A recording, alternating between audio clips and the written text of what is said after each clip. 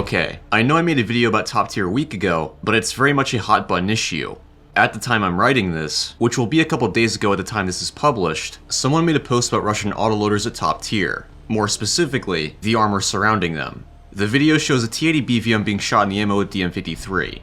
When the round hits the internal armor, it doesn't create any spall. It only does damage to ammo it hits directly. It then shows other tanks where internal armor does spall, namely the M1A2, Leo 2A6, and ZTZ99. People began saying it's Russian bias, i.e., the devs making Russian tanks stronger because of patriotism.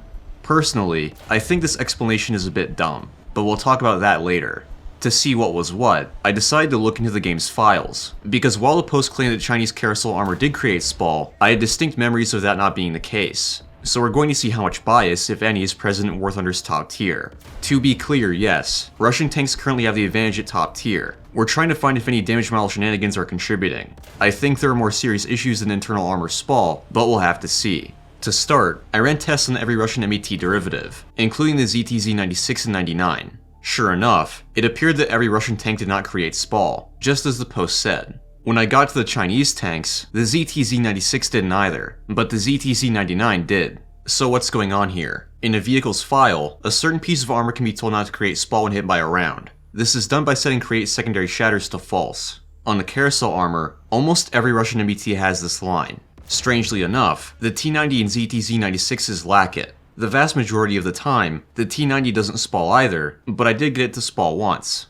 As far as consistent spalling, only the ZTZ99s did. They're also pretty unique for another reason. They have create secondary shatter set to true. Russian tanks are definitely being artificially buffed, but it also applies to some Chinese tanks, so I don't think it's evidence of Russian bias. It also seems odd that they left the T90 out. Before anyone says it, no. The Chinese tanks don't have it because of copy-paste. That's not really how models work, and as said earlier, their files are different.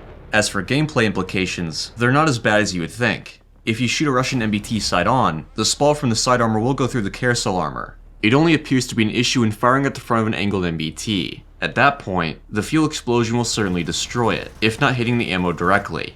Given that the chance of destroying ammo with spall is pretty slim, I don't think the effect is huge. As for when or why they got it, I'm not sure. It appears it didn't exist in early 2020, but did later in the year. At that point, Russian teams were getting stomped, so I don't think it's contributing much to their current success. It's probably just a leftover attempt to make Russian tanks more competitive, though that wouldn't happen until they got better traverse speeds, of course. That being said, Russian tanks do have some other weird things going on with their damage models, and I think they're much bigger factors than the spall shields. It seems like if the shot hits the driver first, he absorbs all the damage. Because of this, I shoot the bottom of the mantlet instead of the driver's port. Shooting the mantlet usually kills both turret crew, while shooting the driver is a dice roll. The second biggest issue is relict. It sometimes eats any APFSDS round, even when firing flat into the side. Even if it is realistic, which I doubt, it's horrendous for gameplay. It also seems like sometimes, my rounds go straight through Russian ammo, not doing a thing until they hit the engine. I would say it's probably a network issue, but I never noticed it with other nations. From a gameplay perspective, I think the internal armor should spall. If they did that, made it so spall has a high chance of setting off ammo, I think it would make things more consistent. Addressing the whole Russian bias angle, I just don't see it. This kind of stuff isn't new or exclusive to Russia. When the T-29 was added, some of its ammo couldn't explode at all. Gaijin is a business entity first and foremost. Their goal is to make money, not make Russian tanks look strong in a game. What would they gain from that anyway? I don't think rational people are going to sit down, look at a T-80 stomping M1s in multiplayer game, and think, wow, America has no chance in real life. Top tier Russia is strong right now, but that's because it makes them more money. When that river runs dry, they'll move on to something else. Anyway, I hope you guys enjoyed the video, and I'll see you on the next one.